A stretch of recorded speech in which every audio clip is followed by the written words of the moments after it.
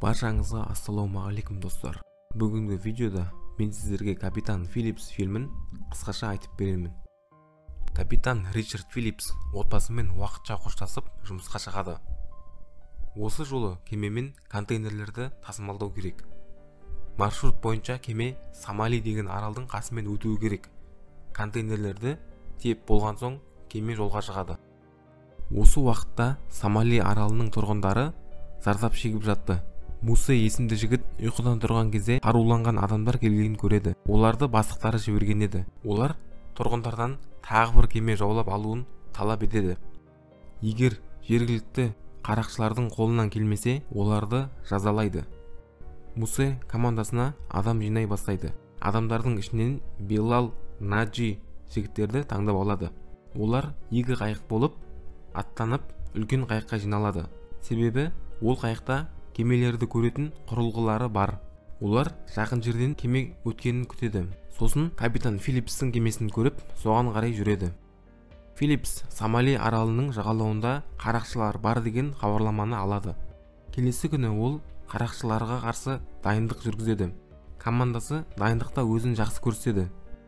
Содан кейін капитан радардан жақындап келе жатқан екі қайықты көреді. Ол бұны жедел қызметке хабарлайды. Бірақ олар балықшылар болуы мүмкін екенін айтып, уайымдамауын өтінеді. Олардың айтқанына қарамай, Филлипс кемені қорғаудың барлық амалын жасайды. Қайықтар жақындап келе жатыр. Капитан қарақшылар оны тыңдап отырғанын біледі. Сол үшін ол әскери кемемен байланысқа шыққандай кейіп танытады және көмек сұрайды. Және ол әскери кеменің капитаны болып сөйлеп, оларға әскери тікұшақ жіберуін өтінеді. Және әскери командир тікұшақтың кеткенін айтады. Қайықтың біреуі қорқып кері қайтады, бірақ Мусе қалмайды. Капитан кеменің жылдамдығын максимумға күшейтеді. Сосын Мусенің қайығының моторы жылдамдықты көтере алмай бұзылып қалады. Капитан командасына болған жағдайды айтады. Олар біз бұндайға келіскен жоқпыз деп шағымдана бастайды. Кемеде қарақшыларға қарсы тұратын қару да жоқ. Ешкім өмірін қатерге тіккісі келмейді. Филлипске олардың сөзі ұнамай, кім жұмыс істегісі келмесе үйіне қайта берсін, ал әзірге менің бұйрығыммен жұмыс жасаймыз дейді. Қарақшылар үлкен қайыққа оралып, қайықтың моторын жөндейді. Себебі Мусе ертең кемеге қайтып келуі керек. Ол екінші қайықтың адамымен келіспей қалып, оны ұрып қалады. Келесі күні Мусе қайығына екінші моторды салып, кемеге тағы келеді. Филлипс оларды көріп, қауіпсіздік орталығына хабарлайды және дабыл қағып командасын дайындайды. Қарақшылар жақындап оқ ата бастайды. Филлипс кеменің айналасындағы су зеңбірегін қосады. Олар қайықты жақындатпайды. Бірақ біреуі істен шыққан. Шейн оны жөндейім дегенше Мусе кеменің қасына келеді. Капитан қолдан келгеннің бәрін жасады, бірақ іске аспады. Шейн жарақаттанып қалмау үшін қауіпсіз жерге тығылады. Бүкіл экипаж астыңғы жағында болды. Кабинада тек Филлипс және бірнеше адам қалды. Қарақшылар кемеге көтерілді. Филлипс кемені тоқтатып, барлық жүйені өшірдіп, Мусемен кездесуге дайындалады. Кабинаға келгесін Мусе кеменің американдық екенін біледі. Ол оған тиімді, себебі американдықтар көп төлейді. Филлипс оларға сейфте жатқан $30,000 ұсынады. Бірақ Мусе бас тартады. Филлипс кеме бұзылып қалды дейді. Мусе оған сенбей өзі тексереді. Бірақ дым қосылмайды. Сосын ол кемені жүргізу үшін экипаж мүшелері керек екенін түсінеді. Бірақ Филлипс олардың қайда екенін білмейтін кейіп танытады. Мусе команда мүшелері кабинаға 1 минутта келмесе, бәрін өлтіремін дейді. Бірақ капитан оларға құпия сөзді айтпайынша шықпаң деген еді. 1 минут өткен соң Филлипс оны ешкімге өлтірмеуге көндіреді. Мусе келіседі, бірақ барлық кемені аралап шығамын дейді.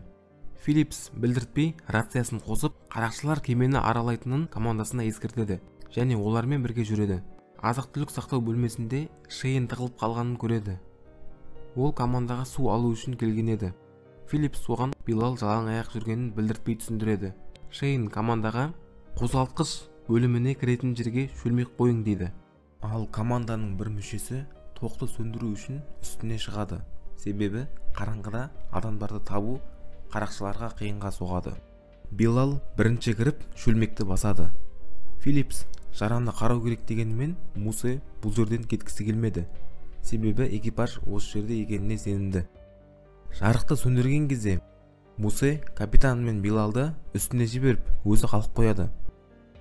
Қараңғыда оны экипаж ұстап алады және басқа қарақшылармен байланысып олардың бастығын ұстап алғандарын айтады. Филлипс оларға кемеде тұрған кішкентай қайықты және сейфте тұрған ақшаны алып кетің дейді. Мусе келіседі. Олар қайыққа жақындағанда Наджи капитанды қайыққа кір деп мәжбүрлейді. Содан кейін Мусе кіреді. Филлипс қайықты қалай басқару керек екенін айтып жатқанда, қарақшылар капитанды өздерімен бірге теңізге алып кетеді. Енді олар кеме үшін емес, капитан үшін ақша алуға ниетті. Филлипске қауіп төніп тұрғанын теңіз әскерилері біледі. Капитан қарақшылар жүрген жерге әскери кеме жібереді және олармен байланысқа шығып, бұл жағдай бұқаралық ақпарат құралдарына жарияланғанын айтып, бейбіт жолмен шешу керек екенін айтады. Бұл істі әскерилер қолға алғанын біліп, Мусенің бастығы байланысқа шықпай қалады. Ол жағалауға өзі жетуі тиіс. Жолда Филлипс Билалдың жарасын емдейді. Мусе баяғыдан Америкаға баруды армандайтын және көп ақша тапқан кезде Америкаға кетемін дейді. Әскерилер Филлипстің кемесін ұрыс аймағынан шығару мақсатында кері қайтарып жібереді. Және олардың кемесі қайықтың қасына келіп, қарақшылармен байланысқа шығады. Әскери қайық қастарына келгенде Филлипс оларға әрекет ету оңай болу үшін қай жерде отырғанын айтады. Қарақшылар ашулы және қорқа бастайды. Наджи қарумен оқ атып жібереді. Әскерилер Филлипс аман екеніне көз жеткен соң әрі кетеді. Қайыққа екінші әскери кеме жақындайды. Филлипс Мусеге ешкім ақша төлемейтінін және бастығы лақтырып кеткенін айтады. Бірақ Мусе енді артқа қайтпайтынын айтады. Филлипс сыртқа дәрет сындырамын деп шығып, қашып кетпек болады. Бұны әскерилер байқайды, бірақ қайсысы Филлипс, қайсысы қарақшы екенін білмейді. Сосын қарақшылар Филлипсті ұстап алады. Наджи Филлипсті ұрады. Әскерилер қарақшылармен байланысқа шығып, оның тірі екенін көрсетуін сұрайды.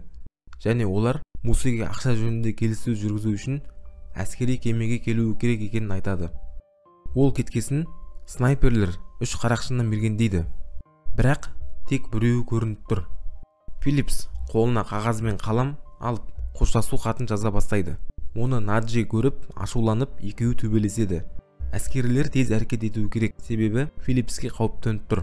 Наджи Филлипсті байлап тастайды және ақша төлемейтінін біліп, оны өлтірмекші болады. Осы кезде үшеуі де мергенге ілініп, снайперлер оларды атып өлтіреді. Капитанды әскери кемеге ауыстырады. Ал Мусе қарақшылық үшін 33 жылға бас бостандығынан айырылады. Және әлі күнге дейін Америка құрама штаттарында жазасын өтеуде.